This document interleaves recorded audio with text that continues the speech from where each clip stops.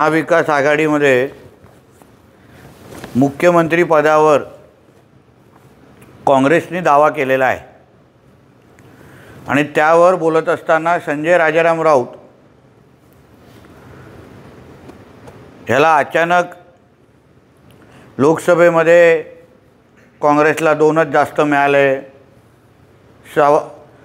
सक्का भाऊ, लहान भाऊ, उंच भाऊ, हे सगळे गोष्टी अचानक त्याला आठवलेल्या आहेत।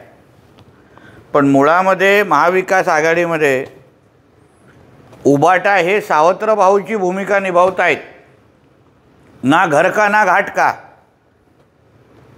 अशी भूमिका आज उबाटा ह्या पक्षाची झालेली आहे।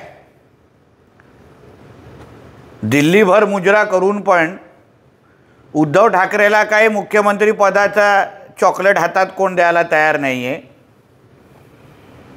किती हाणा पण वाघ म्हणा, ही अशी उद्धव ठाकरेची भूमिका हालत झालेली आहे।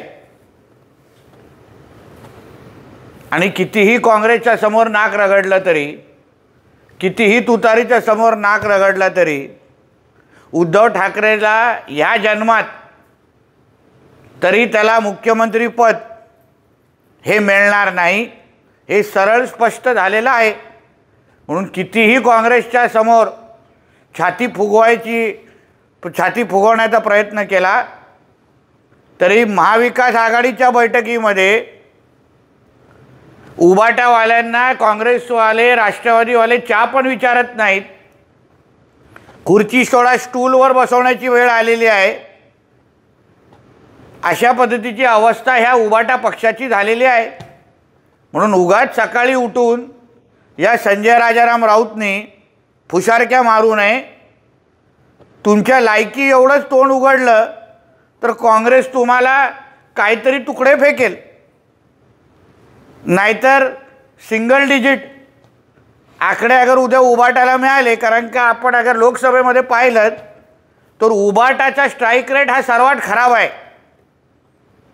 एवढे जास्त सीट लढून पण त्यांचे स्ट्राईक रेट वाढू शकलं नाही, तर ते कुठल्या तोंडाने एवढे विधानसभेची सीट मागतायत हे या वेड्यांच्या जत्राच्याच लोकांना कळेल। आणि मोदी साहेब आज उद्घाटनाला आले महाराष्ट्रात, तर मोदीजींना काय कळतं? मोदीजी आल्यावर उद्योग गुजरातला जातात। पहिलं तू तुझ्या मालकीन आणि मालकाला सांग, दिवस रात्र जे गुजरात्यांच्या लग्नामध्ये हजेरी लावत बसतात, ताटं उचलत बसतात, नाचत बसतात नाच्यासारखे, तेव्हा तुझ्या मालकाला, मालकिनीला गुजराती फार आवडतात। आणि मग तू दिवसभर उठून गुजरातींच्या समाजाचा अपमान का करतो? तुला खटकत आहे का की तुझी मालकीन आणि तुझा मालक हे तुला गुजरात्यांच्या घरी घेऊन जात नाही, त्यांच्या इथे समोर बसवत नाही, तुला खटकत आहे का? मग यात तुला तुझ्या मालकीन आणि मालकाची भूमिका किंवा गुजरातीवांचं प्रेम आवडत नाही आणि म्हणूनच तू आता त्यांच्या विरोधात भूमिका घ्यायला सुरू केलेल्या आहेस। धन्यवाद। तिसरी आघाडी केवळ सत्ताधाऱ्यांच्या फायद्यासाठी असते, कारण ती विरोधकांची मत करते, असं संजय राऊतांचं म्हणणं आहे।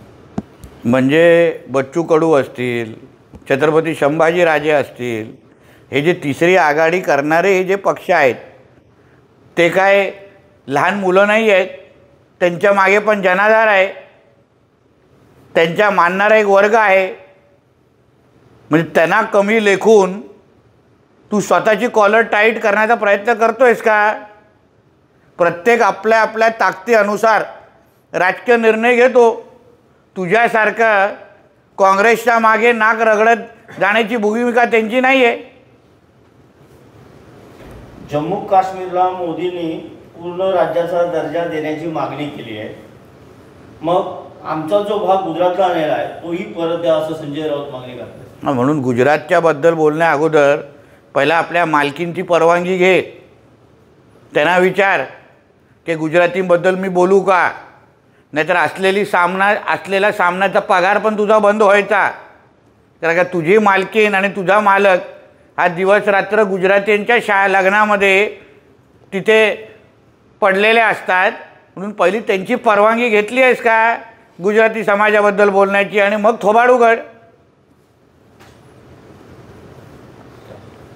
सर, भाजपा दंगे भड़काने का काम कर रहा है, ऐसा संजय राउत बोले. अभी ये मालूमात इन्फॉर्मेशन संजय राजाराम राउत के पास कैसे आई, वो उन्होंने पुलिस के पास खबर देनी चाहिए. वो एक सांसद है.